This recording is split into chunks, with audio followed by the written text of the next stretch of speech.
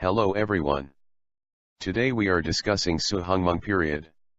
He was one of the tallest personalities of Ahom kings. He was the son of Sukapha who ruled Ahom kingdom for 4 years before him.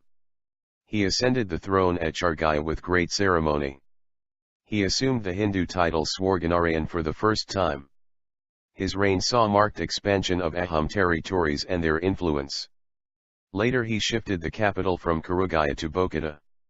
One of his greatest victory was the annexation of Shudiya kingdom and appointed Sadiya Koagohan to administer over this part of territory. In order to strengthen his position in Sadiya, 300 Ahoms of Garfalia clan, with their families and Tuilave chiefs were removed from Garhjiaon to Sadiya. Suhungmung created a new Ahom post Borpatragahain equivalent to Burhagohan and Borgohain, created by Sukapha. He appointed Senglung as new Borpatragahain. Senglung was Sukapha's son. Senglung's mother was sent to Naga chief on suspicion of infidelity.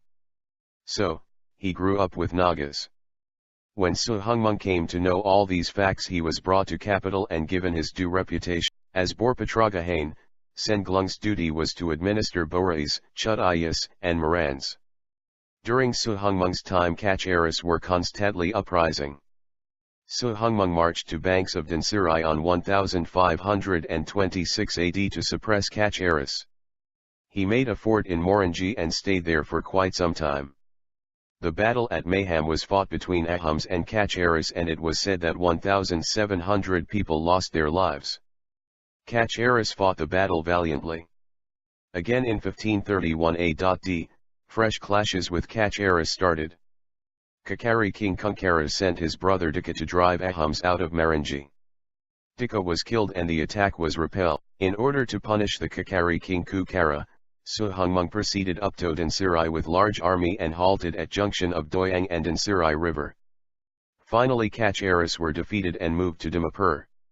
Later on Marangi Koagohan post was created to administer this region of Lower Dansirai annexed from Kacharis. One of the greatest accomplishment of Suhungmung was that he was successful in keeping at bay the Muslim invasions under Tarbak Khan. During this time, Ahoms learned to use gunpowder in battle. The Muslim invaders started causing problem from late 1520s. But Ahoms were able to hold them. One of the worth mentioning Muslim invader was Tarbak Khan, who came in 1531 AD. He came with 30 elephants, 1,000 horses, and large artillery as well as thousands of foot soldiers. They invaded Ahom fort at Singari. Suklin was the commander fro Ahom side. He attacked the invaders at night but defeated and suffered huge losses. Muslims mobilized their forces forward and halted at Koliabar for rainy season.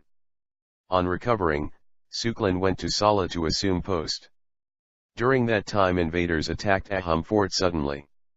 Hot boiling water was poured on the invaders when they were trying to get into the fort. In 1531, the fortune of Ahoms changed. They made successful naval raids on invaders at Duimunasila. 2 Mohammadan commanders Bangal and Taju were slain. The final battle took place near Barali. The two armies stood face to face for several months. At last, Ahoms started the war and Tarbak Khan was hit by spear, and that changed the war in favor of Ahoms. The Muhammadan army was in complete disarray and ran for lives. They were chased to Karatya river where Ahoms had erected a temple to mark the victory. Some of the foot soldiers of invaders are taken as prisoners. They were employed as cultivators but they did not know how to plow. The funny thing was that they used to carry mud to paddy siblings instead of plowing. They were discharged from cultivation and allowed to do their brass work. These people were later known as Mauryas. Thank you very much for listening. If you like the video, please subscribe my channel, share, and like. So bye for today.